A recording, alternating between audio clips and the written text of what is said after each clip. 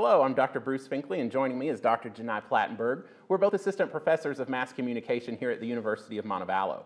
Today we'll be talking about some of the exciting electives that Dr. Platenburg is offering this fall. Thanks so much for being here. Thank you for having me today. So first up, I want to talk about your multiculturalism in the media course. Tell us a little bit about the gist of that course. Okay, well, this is a course that I've previously taught.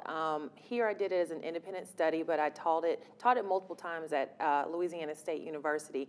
And really, it's an opportunity for students to look at some of the processes and ideologies that go into producing media content. So looking at the intersection, in essence, of diversity and multiculturalism content and production.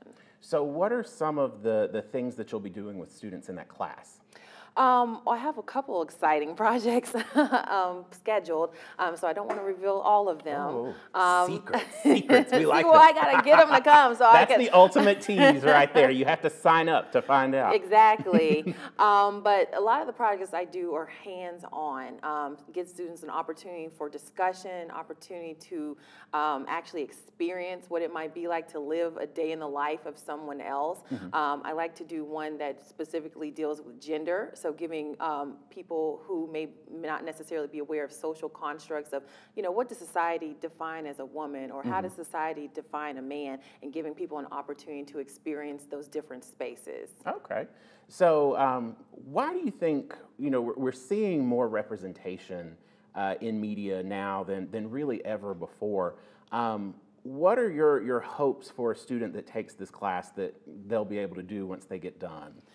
Well, I hope that this class can sort of serve as a safe space. I know that a lot of people have questions about diversity, and I understand it's not always a comfortable conversation. And so I'm hoping that students who have an interest and maybe haven't found the space to have those discussions can find that within this course. And so when they leave it, they'll be more comfortable having those discussions with other people. Yeah. In a lot of cases, students have questions or aren't sure to move or how to navigate in different demographics. And so this will give them the skills and the academic terminology needed and the real experiences with integrating with other people to report on diverse communities or to just live in this diverse world in which we currently reside. Yeah. I think about, Marvel is kind of an easy example for us to look at within the last year.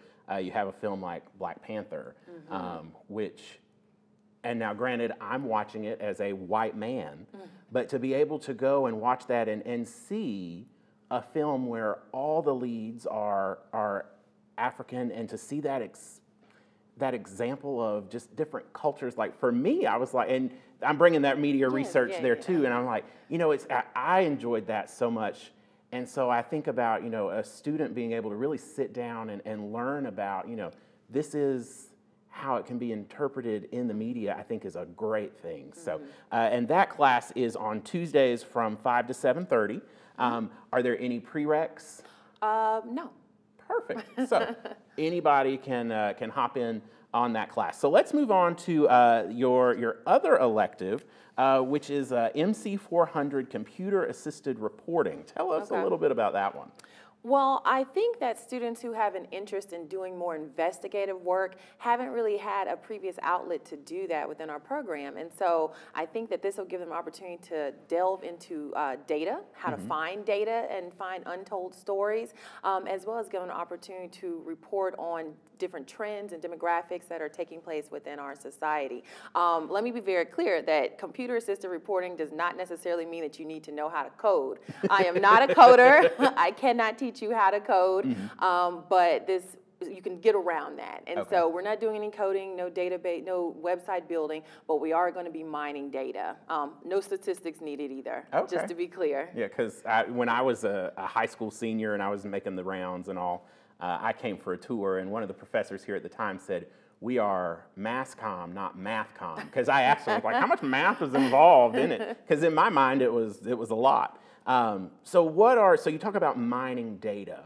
What are the types of data that you'll have students dig into to find stories? Sure. So right off the bat, and the course is still very much in a development process, but I definitely would like to explore census data and American Community Survey data, especially because that is the epitome of the world we live in, our demographics, our community, how many people receive government funding, et cetera, how different people of races and ethnicities.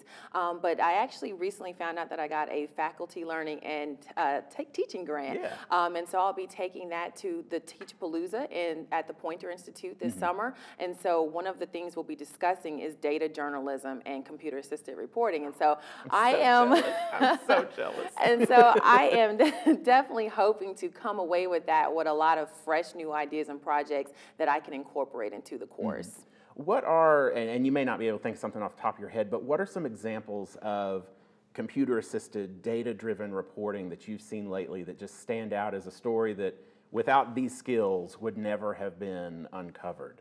Well, ProPublica does a lot of data journalism work.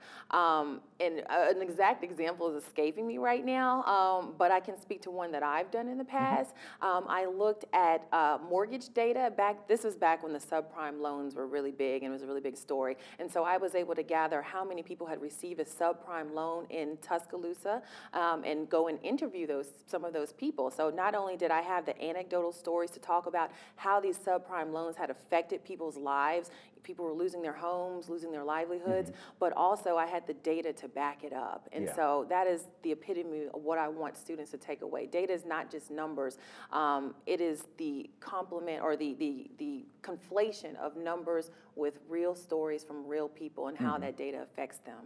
Well, and I think, being able to have those hard numbers there, in a time where we hear fake news thrown around so often, to be able to point to something and say, well, here's our source, here's this massive amount of data that backs that up, I think is a phenomenal thing. So that sounds like a really cool class. And that is on Mondays and Wednesdays from 2 to 3:15. Yes. Any prereqs on that one? No. Perfect. So those classes are open to anybody. So those would be some very powerful skills to learn. So an awesome opportunity. So remember, before you can sign up for these courses, you have to meet with your faculty advisor. Once you've done that, you'll be cleared to register for fall 2019 classes. And here's a look at those registration dates. Seniors can register on Wednesday, April 10th, juniors on Friday, April 12th. Sophomore registration opens the next week on Tuesday, April 16th, followed by freshmen on Thursday, April 18th. So remember, you got to meet with your advisor so that they can put in your registration PIN. If you don't do that, when you go to register, you will get the notification saying, nope, you can't do it. And registration opens at 7 a.m. on all of those days for those classes. So that's all we've got for today. Thanks so much, Dr. Platenburg, for being here to talk about your electives. And thank you to all of you out there watching. We hope you'll sign up for these classes. Have a great day.